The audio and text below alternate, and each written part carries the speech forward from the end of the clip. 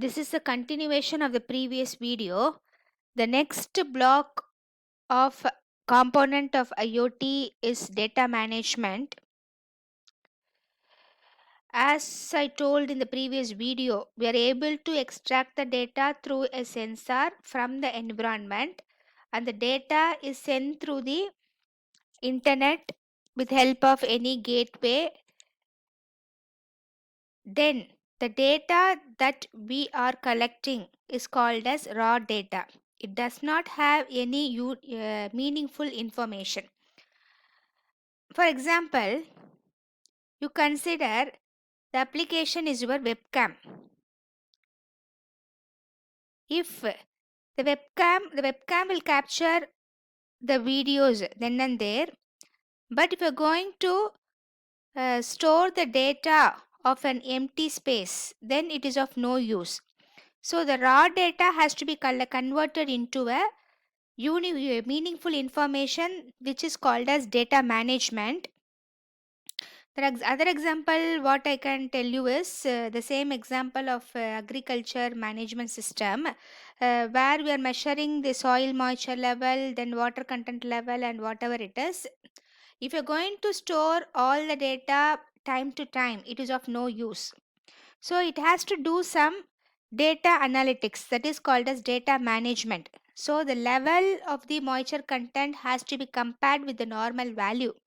And if it's going to go beyond that value, only those values can be stored in the cloud and can be sent to the user. So data management is nothing, it is extracting the necessary information from the raw data collected using the sensor device to have a valuable result of the collected data. That is meant by data management.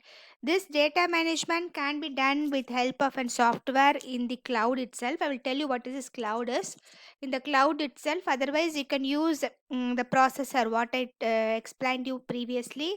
You can use any one of the processor for converting the raw data into a meaningful one. So now we will see what is the cloud is. To understand about the cloud, I will take the day-to-day application, that is your email. We all are accessing the email. We are able to access the email using laptop in our home. The same email can be accessed in the office or any other organization using the PC, as well as you can access the email through mobile phone also. So how we are able to do that? This is because of cloud. So cloud is nothing, cloud is a storage. It is a server. It is a storage. It is a server offered by an organization. For us, the email facility is offered by Google. So Google is providing us the facility of using the cloud of a particular memory.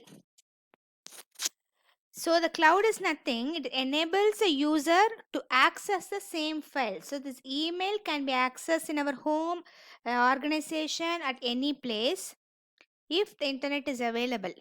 That is there. From almost any device, it can be accessed through your PC, laptop, palm top, then your mobile phone, etc. Because the computing and storage is happening on server at a remote place, which is owned by any organization. So this cloud is of two types, that is public cloud. So what the cloud I told you offered by Google is a public cloud. This Microsoft, it is also offering a public cloud. Then you have a cloud called as a private cloud. This private cloud is offered by any what to say, in any private organization. The difference between the public cloud and private cloud is public cloud is free, whereas a private cloud is a paid version. Private cloud example is Azure. Azure is a private cloud with where you can use the cloud for storing the data, as well as Azure itself will do the data analytics also. And the public cloud is Microsoft and Google is offering the public cloud. But this private cloud have to be paid. Some amount of money has to be paid to the person who is giving this offering you the option of the private cloud, whereas public cloud is free of cost. but you cannot store more huge amount of data. Any reasonable amount of data can be stored in the public cloud, but it is unsecured. Anyone can use your data. Whereas in case of a private cloud, the private cloud organization will give you the security. That's the difference between public cloud and private cloud. So cloud is nothing, it is a server which is offering you a storage space by an organization. So now, so far we have discussed about the different blocks like sensors, processors, then you have this gateway, next is data management. Now coming to this application interface. Once the data is stored in the cloud, after storing the data in the cloud, just storing in the data in the cloud is of no use. The data that is collected from the sensor, after converting it to a meaningful one, should help us in one or the other way. So we will see what is this application interface. Application interface is nothing, interfacing your application, any application like agriculture management, medical management, home automation, industry automation, to the sensor with the help of IoT, that is internet of things. Things refers to sensor and application refers to your any requirement, and connecting these two with help of internet is going to be application interface. Now, the information that has been extracted with help of a sensor and sent to the cloud through gateway, after doing that, the information can be used for triggering the alarms on their phones. For example, I already given you example in the previous video, the first two videos, where we are extracting the availability of the train from the cloud.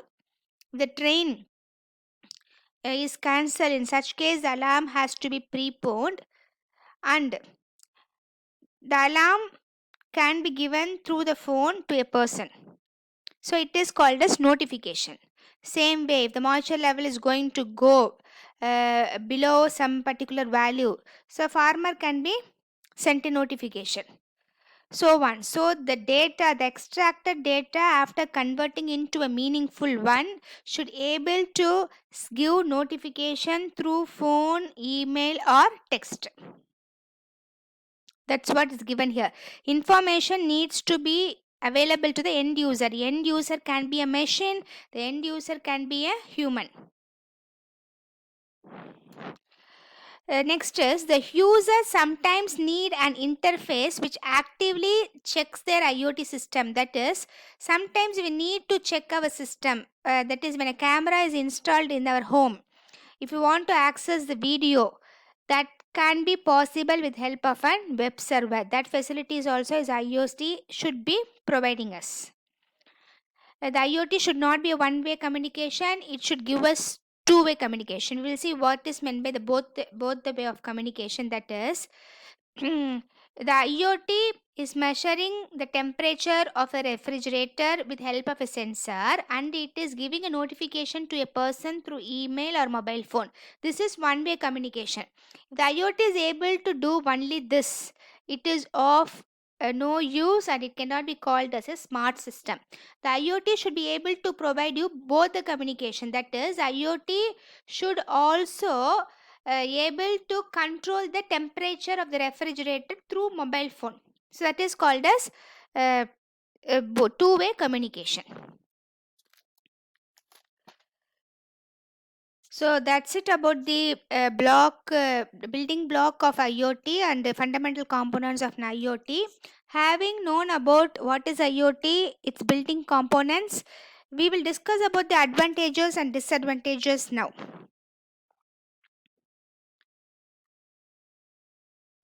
First advantage is automation. It is, we can automate our daily task, and that will give us a better monitoring of the devices. That is, without any human intervention, the machines are able to communicate with each other. So it can do communication with each other, and it can also make decision in case of emergency. IoT is efficient and it also saves our time. That is, it can do machine to machine, machine to human, as well as human to human interaction, staying remotely. So it is increasing the efficiency of the system. We are able to have optimum utilization of energy and resources, which in turn saves the money. It is giving us a better quality of life. That is, IoT increases our comfort, convenience, and better management, hence also improves the quality of our life. This is, we have discussed about the one side of the coin. When I say coin, it will have both the sides. Same way, when I take any technology, the technology will have advantages as well as disadvantage. But in case of IoT, the advantage is ruling out the disadvantage. But anyway, we will discuss about the disadvantages also. That is compatibility. Here in IoT, depending upon the application, it is making us to have our own choice of choosing the gateway. You can choose Wi-Fi, Bluetooth, LTE, etc. So there is no fixed standard for using the gateway for transmission of data through internet. Next is complexity. Not only one sensor is connected to the application, we are connecting n number of sensors to the complete application. So it is increasing our complexity and there is more chances for the failure when running in long term. Next is security. We are using a cloud. Everyone cannot pay and use the private cloud. So most of them will go for the public cloud. So when you're using a cloud storage, there is a risk for data to be getting lost. Next is safety. Since all the information is stored in the cloud and available on the internet, there is a prone to attack by hackers. Thank you.